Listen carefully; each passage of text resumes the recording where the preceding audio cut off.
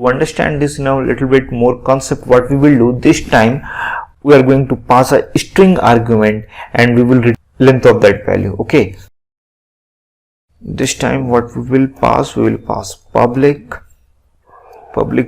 and we will take length, so it will be return type will be int.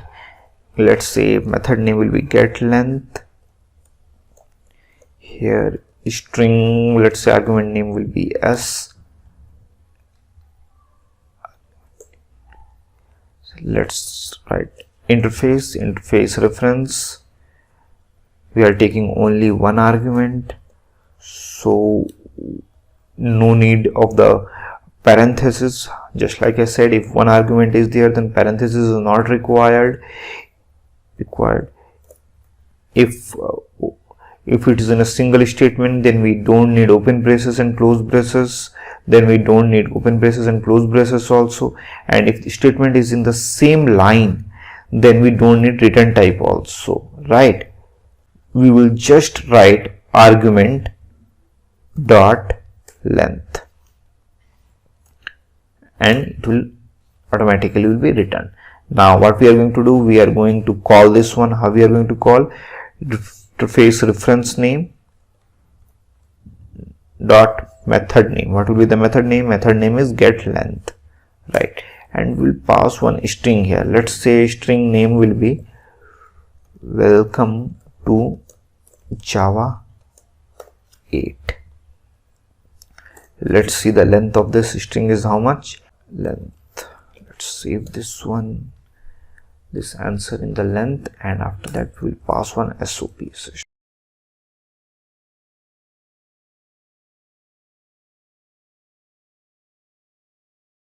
So length of this welcome to Java 8 is 17.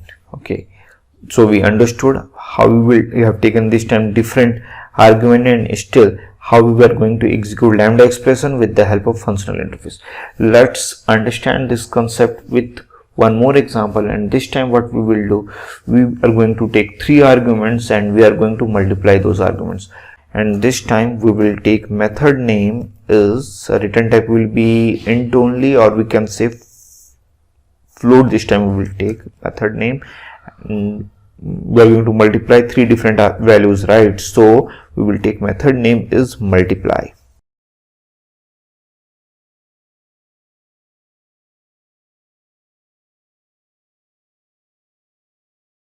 Now interface reference test. Now we are going to write lambda expression. How we are going to write? We are going to pass three different arguments what we have presented in the abstract method. We don't have to write argument type, because with the help of type inference, compiler will automatically will know what will be the type of that argument. So simply we'll write argument name A, B, C. Okay, after that arrow symbol, and we don't have to type return type. If the code is written in the same line, then we don't need to write return type. We will just write A, B, C, and this logic will be saved into that interface reference, and we will going to call that method test dot multiply, and this time we will let's put 10, 20, 30. Okay, now let's execute this code. Again I have made a mistake. Let's save this result here in a variable, and after that we are going to display that variable, right?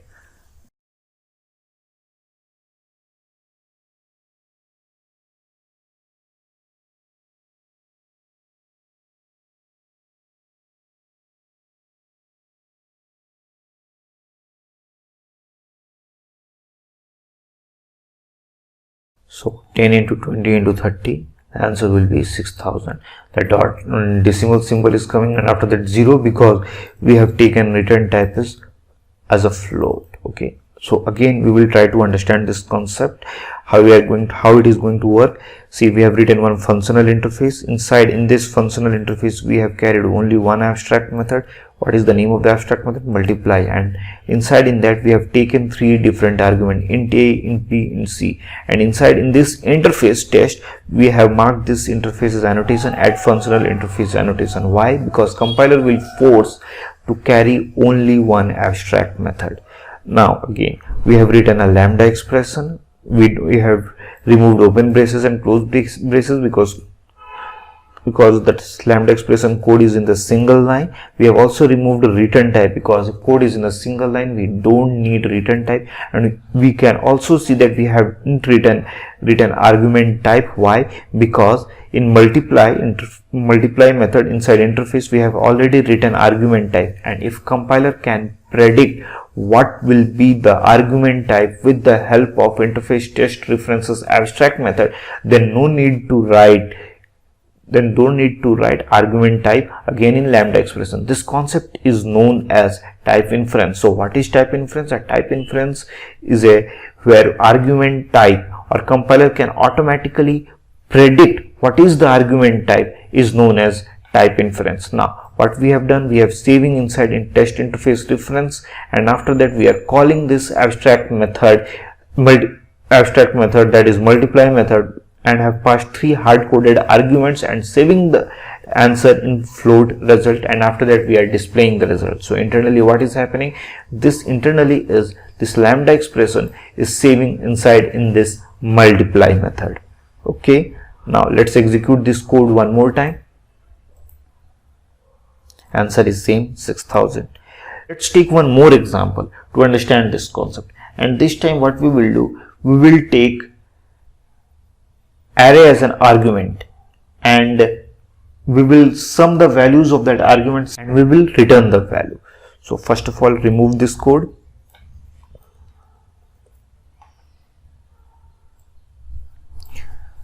So array as an argument we are taking and the int argument we are taking, so return type will be int, correct? Return, and let's take the name value will be sum of array.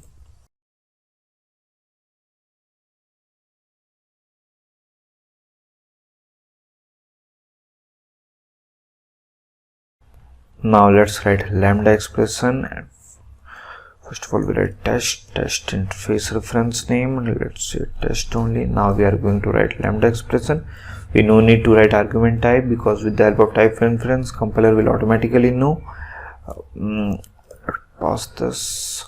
Previously I have explained if the code is in the same line then we don't have to write open braces and close braces, but this time code will be in the multiple lines, so we are going to write open and close braces. Let's close the braces with a semicolon. Now let's take one value int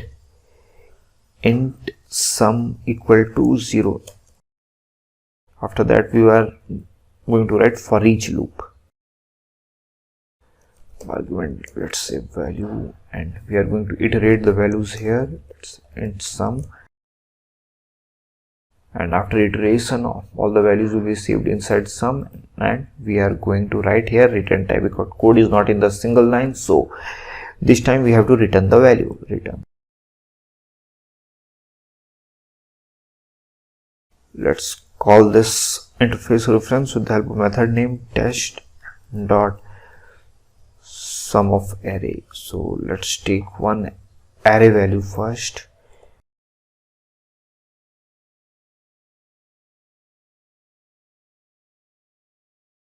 Let's hardcode the value this time. Let's save the answer inside a variable int sum.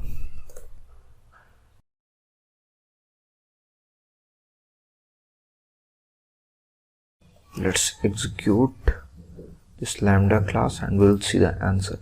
Answer is 6. 1 plus 2 plus 3 and the answer will be 6. There is one important point I need to discuss with you guys. Let's first of all change this variable name. Variable name will take a result. And here also we are going to take result. what I'm trying to explain here, guys, is if you are going to write any type of variable name outside lambda expression, then and you are going to iterate or use this value inside this lambda expression, then by default this one will become public static final. Let's see the compiler error. One compiler error is coming. Local variable sum defined in closing scope must be final or effectively final. What does that means? We can't change that constant values here inside lambda expression. We have to check anyhow inside in this lambda expression only, otherwise it won't work. It will throw an error. And what will be the error? Error is local variable sum defined in enclosing scope must be final or effectively final. That means we have to use inside in this code only, otherwise you can't iterate. But if you are taking some sort of a constant code, let's remove this one for right now to better understanding. We have taken somewhere, now here we have saving the value int sum equal to 0, which is already became final. If you are taking outside lambda expression and using inside lambda expression, let's return sum will be 0, then result will be 0 only. C0. Now for better understanding, let's say we will remove as 0 and we will write something 100. Correct. Execute this code again 100. What does that mean? That means what happens if you are declaring any variable outside lambda expression and using inside in that, this sum variable will become effectively final. And if we are trying to change this value inside here, then it will throw a compiler error, and compiler error will be local variable sum defined in an enclosing scope must be final or effectively final. This became final. We can't modify inside lambda expression. Okay guys,